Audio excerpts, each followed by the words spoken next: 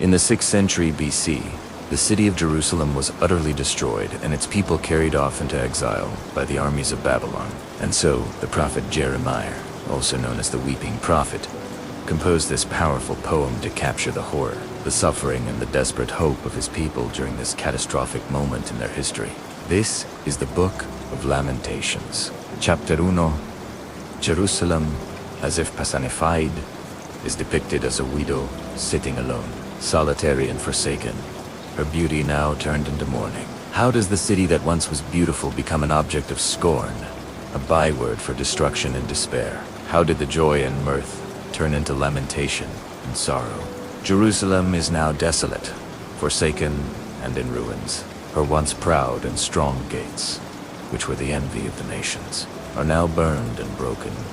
A grim spectacle of her shattered glory, her streets, once bustling with activity, are now empty and desolate. Her rulers, once powerful and influential, are now scattered and dispersed. The people of Jerusalem are led away captive, their heads hanging in shame and anguish, and their faces covered with ashes, symbolizing their mourning and utter dejection. Their voices are hushed, their spirits broken. The prophet describes their suffering with vivid imagery, comparing it to the agony of a woman in childbirth. He sees the people of Jerusalem fainting in the streets, their bodies weakened by hunger and their steps faltering from exhaustion. The prophet cries out to God, questioning why their enemies have treated them so harshly, and why their own leaders have abandoned them in their time of need. With mournful finality, he concludes that Jerusalem's fate is sealed, her future uncertain, leaving us with a haunting sense of tragedy and loss. Chapter those. God's fierce anger burns against his people. The walls of Zion, once mighty and impenetrable, are broken down. The bar of her gates are cut asunder. The foundations of her temple lie in ruins, and the horns of her palaces are destroyed. Her doors are shattered, her pillars are demolished, and all this destruction has been brought upon them because of their sin and iniquity, because they provoked God's jealousy with their false gods. As the prophet continues his lament, the imagery becomes even more vivid and heartbreaking.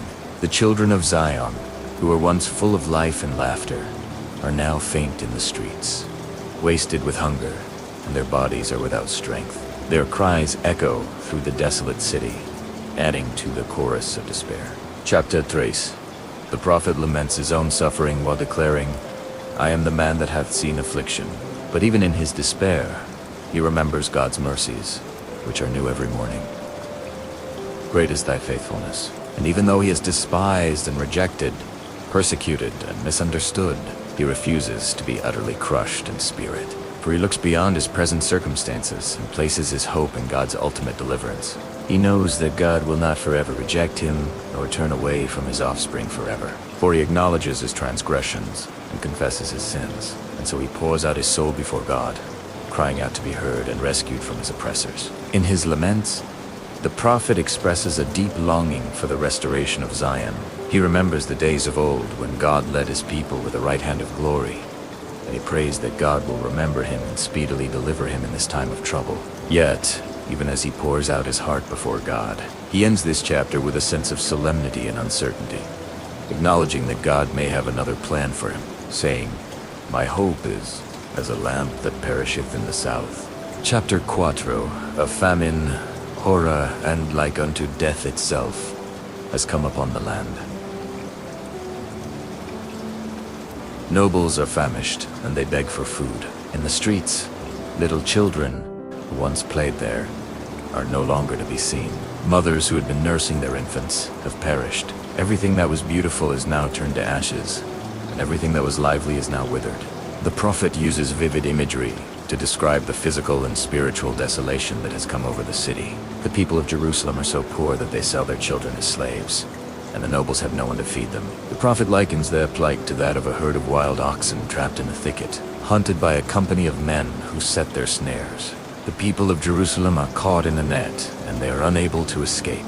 They are hunted like wild animals, pursued by those who seek to destroy them. Even the women of Jerusalem have ceased to anoint themselves with oil and trim their hair with ribbons and ornaments. Their heads are shaved bald, and their beauty is gone.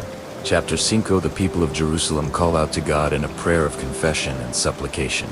They acknowledge their sin and plead for God's mercy, begging him to remember them and restore their fortunes. They long to return to their homeland and rebuild their lives. But they end their prayer with a sobering recognition of the uncertainty of their fate, saying, "Our eyes are as oil and our eyelids heavy, cannot wait till our souls are called home."